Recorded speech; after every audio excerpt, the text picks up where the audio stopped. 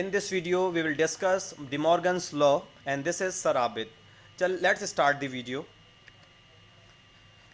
Basically, there are two types of De Morgan's law. First, that states that the complement of intersections of two sets is equal to the union of their complements. What does it mean? इसका मतलब ये है कि अगर हम किसी दो sets के इंटरसेक्शन का कॉम्प्लीमेंट लें तो वो बराबर होगा कि हम उन दो सेट्स का अलग कॉम्प्लीमेंट लेके उन दोनों को यूनियन कर दें. ये बेसिकली स्टेटमेंट है डे मॉर्गन्स लॉ का. इसी तरह डे मॉर्गन्स लॉ का जो दूसरा स्टेटमेंट है वो इसी का इनवर्स है, जो ये कहता है the complement of union of two sets is equal to the intersection of their complements, which is something like this. कि इसके अंदर हम कॉम्प्लीमेंट फाइंड कर रहे हैं ए यूनियन बी का, मतलब इन दोनों सेट्स के यूनियन का कॉम्प्लीमेंट फाइंड कर रहे हैं और हम कह रहे हैं कि ये बराबर होगा इन दोनों के सेपरेट कॉम्प्लीमेंट्स के इंटरसेक्शन के. ओके, सो इस वीडियो में चलें इस लॉ को, जो कि डे मॉर्गन्स लॉ है, इसको प्रूफ करते हैं और हम इस पहले जो इसकी स्टेटमेंट है उससे इसको स्टार्ट कर रहे हैं. चलिए, पहले हमें यहां पर देखें कि दो सेट्स कंसीडर करने होंगे ए और बी, ताकि हम इस लॉ को प्रूफ कर सकें. तो हमने यहां पर ये दो सेट्स कंसीडर कर लिए लाइक दिस. ओके, सो हमने सेट ए लिया है विच इज 2, 3, 5 एंड 7 और सेट बी लिया है विच इज 1, 3, 5 एंड 7. ओके, और हमें पता है क्योंकि हमें कॉम्प्लीमेंट फाइंड करना है तो कॉम्प्लीमेंट फाइंड करने के लिए हमें यूनिवर्सल सेट की ज़रूरत पड़ेगी. तो हमने यहाँ पे यूनिवर्सल सेट भी लिया है, एक ऐसा सेट जिसमें ए के और बी के तमाम एलिमेंट्स मौजूद हैं. ठीक है, सो अब हम इस प्रॉपर्टी को लॉ को प्रूफ करना स्टार्ट करते हैं. हम हमेशा लेफ्ट हैंड साइड से स्टार्ट करते हैं. तो इसकी लेफ्ट हैंड साइड क्या है? Complement of A intersection B. अब हम देखेंगे कि विद इन ब्रैकेट क्या चीज है which is A intersection B. पहले हम इसको सॉल्व करेंगे जो कि ब्रैकेट के अंदर है. हम वैल्यूज को पुट करते हैं. हमें ए चाहिए, दिस इज सेट ए, और हम इसकी वैल्यू को पुट करते हैं. फिर हमें सेट बी चाहिए, दिस इज सेट बी, और हम इसकी भी वैल्यू को पुट करते हैं. अब हमें इन दोनों सेट्स का इंटरसेक्शन फाइंड करना है, और इंटरसेक्शन का मतलब हमें इन दोनों सेट्स के कॉमन एलिमेंट्स को लिखना है. ठीक है, सो क्विकली आइडेंटिफाई कीजिए कि इन दोनों में कॉमन एलिमेंट्स कौन से हैं. I hope you have identified that 3, 5 and 7 are the elements which are available in both of these sets. Okay, so this is the complement intersection of A and B, 3, 5 and 7. Okay, now we are going to find the complement of this intersection. Intersection हमने find कर लिया. अब हमें इस intersection का complement find करना है. ठीक है, तो अब हमें क्योंकि एक इंटरसेक्शन का कॉम्प्लीमेंट फाइंड करना है तो हमें उस इंटरसेक्शन को ही यूनिवर्सल में से माइनस करवाना होगा. आपको अच्छी तरह पता है कि हमें जिस सेट का भी कॉम्प्लीमेंट फाइंड करना होता है हम उस सेट को यूनिवर्सल सेट में से माइनस करवाते हैं. तो यहां पे क्योंकि हमें इस पूरे इंटरसेक्शन का ही कॉम्प्लीमेंट फाइंड करना है तो इस पूरे इंटरसेक्शन को ही हमने यूनिवर्सल में से माइनस करवाना है. ठीक है, चलें अगेन हम वैल्यूज को पुट करते हैं. ये हमारे पास यूनिवर्सल सेट है, हमने इसकी वैल्यू को पुट किया, और ए इंटरसेक्शन बी हम ऑलरेडी फाइंड कर चुके हैं तो हम इसकी भी वैल्यू को पुट कर देते हैं. अब हमने दोनों की वैल्यूज को पुट कर दिया. अब हमें इन दोनों का डिफरेंस फाइंड करना है. अगर आपको नहीं पता कि डिफरेंस कैसे फाइंड करते हैं तो मैं यहां लिंक दे रहा हूं अपनी एक वीडियो का, डिफरेंस ऑफ सेट्स के नाम से, तो आप उसको वॉच कर लीजिए ताकि आपको आइडिया हो जाए कि डिफरेंस कैसे फाइंड करते हैं. ठीक है, चलें हम डिफरेंस को यहां पे फाइंड करते हैं. डिफरेंस में हमें कॉमन एलिमेंट्स को कैंसिल करना होता है पहले सेट में से. ठीक है, तो कौन कौन से एलिमेंट्स कॉमन आ रहे हैं? एक 3 हमारे पास कॉमन है, 5 कॉमन है और 7 कॉमन है. तो ये तीनों एलिमेंट्स हमने अपने यूनिवर्सल सेट में से माइनस कर दिए. अब हमारे पास क्या बचा है? हमारे पास 1 और 2, ये दो एलिमेंट्स बचे हैं. ठीक है, तो अब हम जो ये इंटरसेक्शन था उसका कॉम्प्लीमेंट फाइंड कर चुके हैं. तो बेसिकली हम अपनी लेफ्ट हैंड साइड को पूरा सॉल्व कर चुके हैं. अब लेफ्ट हैंड साइड के बाद we are moving towards our right hand side of this law. Okay, which is the union of A complement and B complement. A complement और B complement का हमें यूनियन फाइंड करना है. तो पहले हमें ए कॉम्प्लीमेंट को और बी कॉम्प्लीमेंट को फाइंड करना पड़ेगा और फिर हम उसका यूनियन कर सकते होंगे. तो पहले ए कॉम्प्लीमेंट से स्टार्ट करते हैं. अब हमें ए कॉम्प्लीमेंट फाइंड करना है, अगेन कॉम्प्लीमेंट फाइंड करना है, तो हमें ए सेट को यूनिवर्सल में से माइनस करना पड़ेगा। वैल्यूज को पुट करते हैं। ये हमारे पास यूनिवर्सल सेट है, हमने इसकी वैल्यू को पुट किया, और ये हमारे पास है सेट ए, हमने इसकी भी वैल्यू को पुट किया।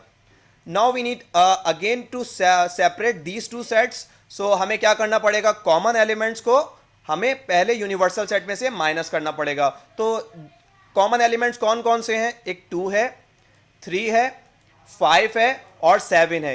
ये तमाम एलिमेंट्स क्योंकि इस सेट में भी मौजूद थे तो यहां से ये कैंसिल हो गए। अब हमारे पास क्या बचा, only 1, like this. So we have found A complement, हमने ए कॉम्प्लीमेंट फाइंड कर लिया। अब हमें फाइंड करना है B complement. Okay, so again B complement भी उसी तरीके से जिस तरह से इंटरसेक्शन का कॉम्प्लीमेंट यूनिवर्सल माइनस इंटरसेक्शन था, ए कॉम्प्लीमेंट का मतलब यूनिवर्सल माइनस ए था, उसी तरीके से बी कॉम्प्लीमेंट का मतलब यूनिवर्सल माइनस बी होगा। Okay, so now we are putting the values.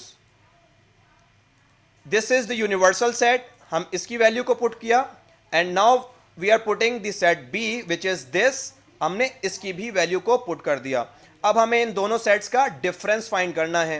तो again we are cancelling the common elements like 1, 3, 5 and 7। ये तमाम कॉमन एलिमेंट्स थे तो ये कैंसिल हो गए। अब हमारे पास फर्स्ट सेट में क्या बचा है, ओनली 2। तो दैट मींस इन दोनों का डिफरेंस आएगा 2। ओके, तो डिफरेंस इसका आ गया 2। Now we have found B complement. अब तक हम ए कॉम्प्लीमेंट और बी कॉम्प्लीमेंट फाइंड कर चुके हैं। अब हमें इन दोनों का क्या करना है, इन दोनों का हमें यूनियन करना है। ठीक है, so now we are finding the union of A complement and B complement. A complement we have already found, so हमने इसकी वैल्यू को यहीं से पुट किया। बी कॉम्प्लीमेंट भी हम फाइंड कर चुके हैं तो इसकी भी वैल्यू को हमने यहीं से पुट किया। अब हमें इन दोनों का क्या करना है, यूनियन। यूनियन का मतलब हमें इन दोनों सेट्स को कंबाइन करके लिखना है। तो जब हम इन दोनों सेट्स को कंबाइन करेंगे तो 1 और 2 ये हमारे पास इन दोनों का यूनियन आएगा। तो यहां पर हमने इंटरसेक्शन का कॉम्प्लीमेंट फाइंड किया और यहां पर हमने दोनों के कॉम्प्लीमेंट्स का यूनियन फाइंड किया। और आप देख सकते हैं कि हमारी लेफ्ट हैंड साइड और राइट हैंड साइड दोनों का आंसर बिल्कुल एक ही जैसा आया है, सेम आया है।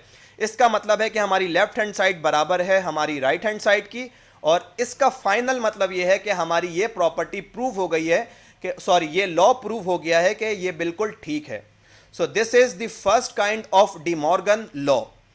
आप अच्छी तरह इसको देख लें और इसी तरीके से मैं आपको दिखाऊंगा कि इसका दूसरा लॉ किस तरीके से है। इसका दूसरा लॉ कुछ इस तरह है जिसमें हमें यूनियन का इंटरसेक्शन करना होता है और कॉम्प्लीमेंट्स का यूनियन का कॉम्प्लीमेंट करना होता है और कॉम्प्लीमेंट्स का इंटरसेक्शन करना होता है। लाइक जो हमने काम राइट हैंड साइड पे किया था वो लेफ्ट हैंड साइड पे करना होता है, और जो लेफ्ट हैंड साइड पे किया था वो राइट हैंड साइड पे करना होता है। तो आई वुड रिकमेंड कि इस वीडियो को यहीं पॉज कीजिए और वही 2 सेट्स ले लीजिए जो हमने पीछे लिए हैं, या अपनी तरफ से कोई भी सेट लीजिए, यूनिवर्सल सेट लीजिए, और उसके बाद इस प्रॉपर्टी को पहले खुद से प्रूफ कीजिए।